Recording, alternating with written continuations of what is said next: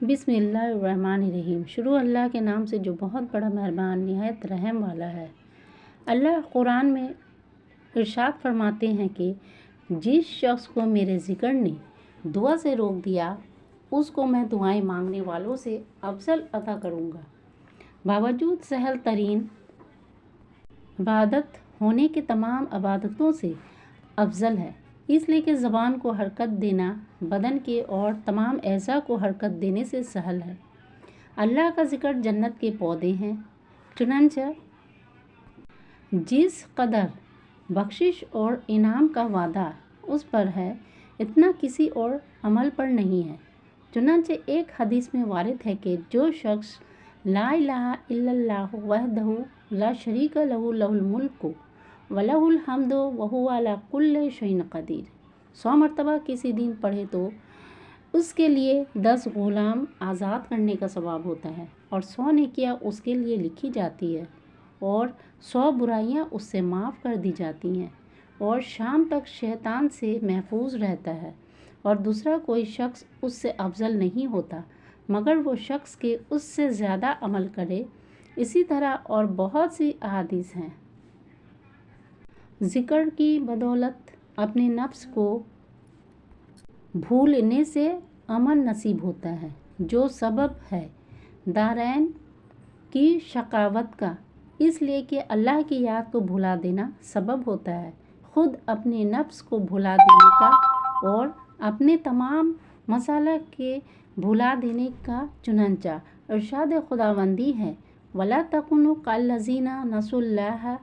فَأَنسَاهُمْ أَنفُسَهُمْ أُولَٰئِكَ هُمُ الْفَاسِقُونَ۔ تم ان لوگوں کی طرح نہ بنو جنہوں نے اللہ سے بے پرواہی کی، بس اللہ نے ان کو اپنی جانوں سے بے پرواہ کر دیا، یعنی ان کی عقل ایسی ماری گئی کہ اپنے حقیقی نفع کو نہ سمجھا۔ اور جب آدمی اپنے نفس کو بھلا دیتا ہے تو اس کی مصالح سے غافل ہو جاتا ہے اور یہ سبب ہلاکت کا بن جاتا ہے۔ جیسا کہ کسی شخص کی کھیتی ہو یا باغ ہو اور اس کو بھول جائے، اس کی خبرگیری نہ کرے تو لامحالہ وہ ضائع ہوگا، اور اس سے امن جب ہی مل سکتا ہے جب اللہ کے ذکر سے زبان کو ہر وقت تر و تازہ رکھے اور ذکر اس کو ایسا محبوب ہو جائے جیسے کہ پیاس کی شدت کے وقت پانی اور بھوک کے وقت کھانا اور سخت گرمی اور سخت سردی کے وقت مکان اور لباس، بلکہ اللہ کا ذکر اس سے زیادہ کا مستحق ہے۔ اللہ اس لیے کہ ان اشیاء کے نہ ہونے سے بدن کی ہلاکت ہے جو روح کی اور دل کی ہلاکت کے مقابلہ میں کچھ بھی نہیں ہے۔ ذکر آدمی کی ترقی کرتا رہتا ہے، بستر پر بھی اور بازار میں بھی، صحت میں بھی اور بیماری میں بھی، نعمتوں اور ذلتوں کے ساتھ مشغولی میں بھی،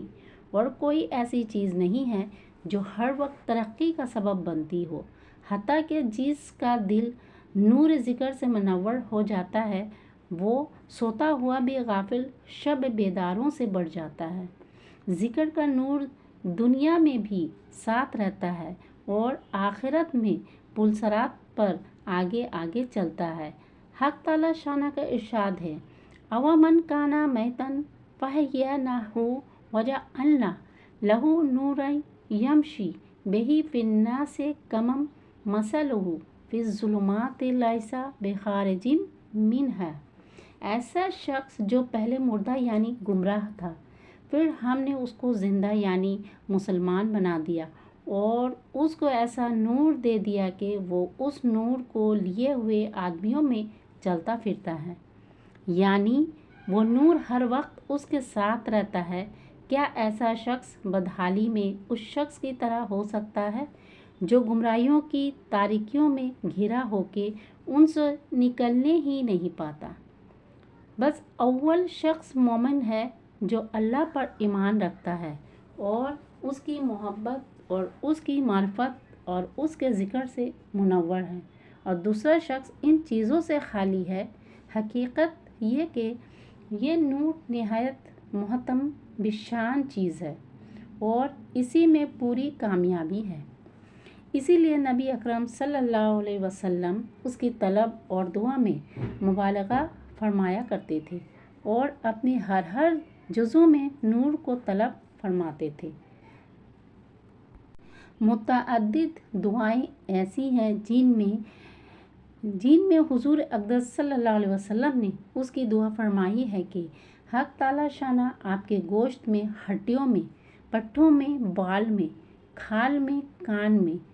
آنکھ میں، اوپر نیچے، دائیں بائیں، آگے پیچھے نور ہی نور کر دے۔ حتیٰ کہ یہ بھی دعا کی کہ خود مجھے کو سرتاپا نور بنا دے کہ آپ صلی اللہ تعالیٰ علیہ وسلم کی ذات ہی نور بن جائے۔ اسی نور کی بقدر اعمال میں نور ہوتا ہے،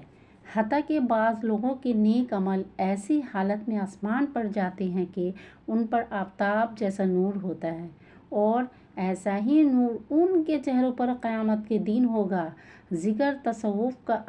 اصول ہے اور تمام صوفیہ کے سب طریقوں پر رائج ہے۔ جس شخص کے لیے ذکر کا دروازہ کھل گیا ہے، اس کے لیے اللہ جل شانہ تک پہنچنے کا دروازہ کھل گیا، اور جو اللہ جل شانہ تک پہنچ گیا وہ جو چاہتا ہے پاتا ہے کہ اللہ جل شانہ کے پاس کسی چیز کی بھی کمی نہیں ہے۔ آدمی کے دل میں ایک گوشہ ہے جو اللہ کے ذکر کے علاوہ کسی چیز سے بھی پر نہیں ہوتا، اور جب ذکر دل پر مسلط ہو جاتا ہے تو وہ نہ صرف اس گوشہ کو پر کرتا ہے بلکہ ذکر کرنے والے کو بغیر مال کے غنی کر دیتا ہے، اور بغیر کنبہ اور جماعت کے لوگوں کے دلوں میں عزت والا بنا دیتا ہے، اور بغیر سلطنت کے بادشاہ بنا دیتا ہے۔ اور جو شخص ذکر سے غافل ہوتا ہے وہ باوجود مال دولت، کنبہ اور حکومت کے ذلیل ہوتا ہے۔ ذکر پراگندہ کو مجتمع کرتا ہے اور مجتمع کو پراگندہ کرتا ہے، دور کو قریب کرتا ہے اور قریب کو دور کرتا ہے۔